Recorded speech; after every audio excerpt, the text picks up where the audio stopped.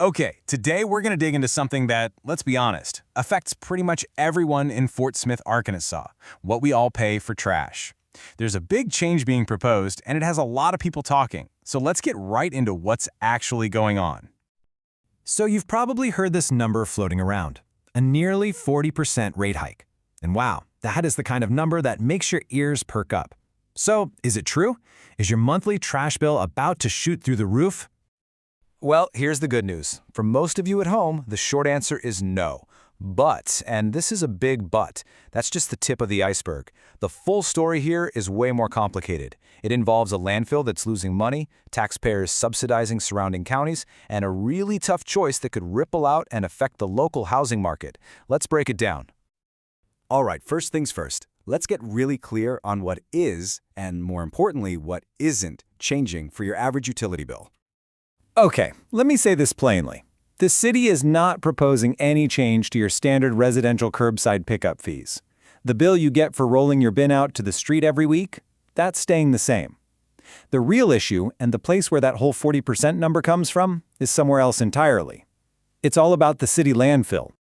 And this, right here, gets to the absolute core of the problem. You see, the Fort Smith landfill is operating at a loss. And it turns out the city's taxpayers, that's you, have been unknowingly picking up the tab for a while now. Let's just look at the simple math of it. It costs the city about $47 for every ton of waste that it has to manage at the landfill. You know, this covers everything. Operations, environmental safety, the works. But the fee they charge big commercial haulers to dump there, it's only $36 per ton. So you see the problem, right? For every single ton of commercial waste that gets dumped, Fort Smith is losing $11. The city is literally paying to take other people's trash. So, who's getting this taxpayer-funded discount? Well, it's not just local Fort Smith businesses. It's commercial and industrial haulers from eight surrounding counties in both Arkansas and Oklahoma. As one city director pointed out, this means towns like Greenwood and others can have their trash brought over and dumped in our landfill for less than it costs us to actually handle it. So you might be asking, how is the city going to fix this? Well, the administration has a proposal on the table to try and plug this financial hole and finally make the landfill pay for itself. And here it is. This is where that huge number comes back into play.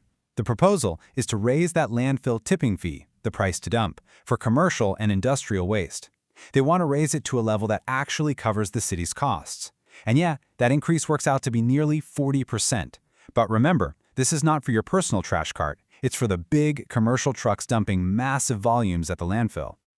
Now, to put that in real-world dollars and cents, a local home builder actually spoke at the city board meeting. He explained that for him, the cost to empty just one 30-yard construction dumpster is going to jump from under $2,000 to about $2,750. And that's where this whole thing starts to get really controversial. Because, while making the landfill financially stable sounds like a great, fiscally responsible idea, it has a direct and pretty significant side effect on one of the city's most important industries, building new homes. This was the pretty stark warning the builder gave to the board. His point was that even what seemed like small increases in the cost of a new house can actually price a whole chunk of families completely out of the market, a market that he says is already struggling.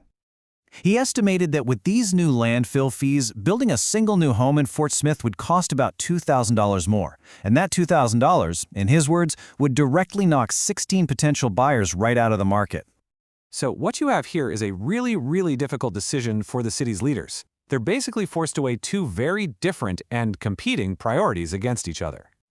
I mean, look at the two sides. On one hand, raising the fee is a huge pro. The landfill becomes financially stable, Fort Smith taxpayers finally stop subsidizing other regions, and it helps keep your residential rates from going up.